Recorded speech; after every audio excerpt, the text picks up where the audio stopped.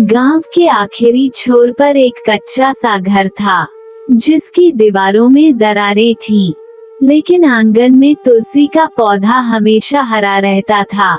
उसी घर में रहती थी सीमा, चुपचाप मुस्कुराने वाली, कम बोलने वाली और बहुत कुछ सह जाने वाली लड़की। सीमा की माँ बचपन में ही उसे छोड़ गई थी। पिता रामदीन खेतों में मजदूरी करते थे। रोज सूरज निकलने से पहले घर से निकलते और अंधेरा होने के बाद लौटते। उनके हाथों में छाले थे, पीठ झुकी हुई थी, लेकिन आंखों में बेटी के लिए सपने थे। सीमा पढ़ाई में तेज थी। स्कूल की सबसे पुरानी बेंच पर बैठकर वह सपने देखती, शहर जाने के, बड़ी पढ़ाई करने के और पिता को आराम देते देखने के। पर सपने देखना आसान होता है, उन्हें बचाए रखना मुश्किल। एक दिन स्कूल से लौटते समय उसने पिता को आंगन में चुपचाप बैठे देखा। पास जाकर बोली, बाबा क्या हुआ? रामदीन ने जमीन की ओर देखते हुए कहा, सीमा, इस साल तेरी पढ़ाई शायद यहीं तक, खेत का काम नहीं चल रहा। सीमा कुछ नहीं बोली। वह समझ गई थी। उस रात उसने दिया बुझने के बाद भी आंखें खुली रखी, तकिए में मुंह छुपाकर रोई ताकि पिता सुन न लें। अगले दिन वह स्कूल गई और अपनी अध्यापिका शर्मिला मैडम से मिली। सब कुछ बता दिया।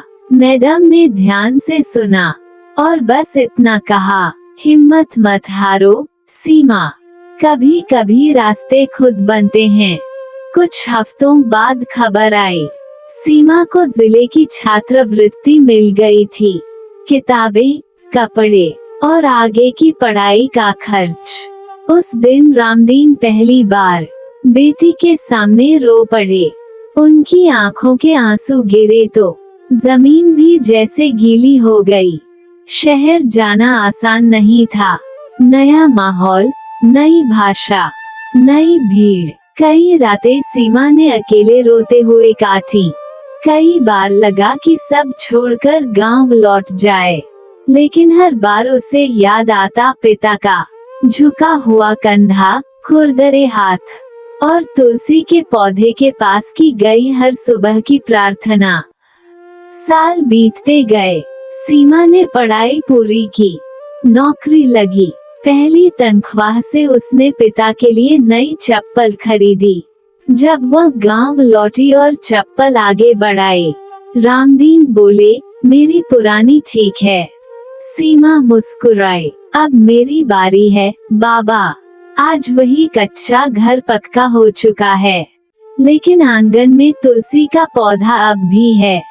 सीमा रोज उसे पानी देती है, जैसे अपने अतीत को सींच रही हो, क्योंकि वह जानती है, जो सपने मिट्टी से जन्म लेते हैं, उनकी खुशबू कभी खत्म नहीं होती।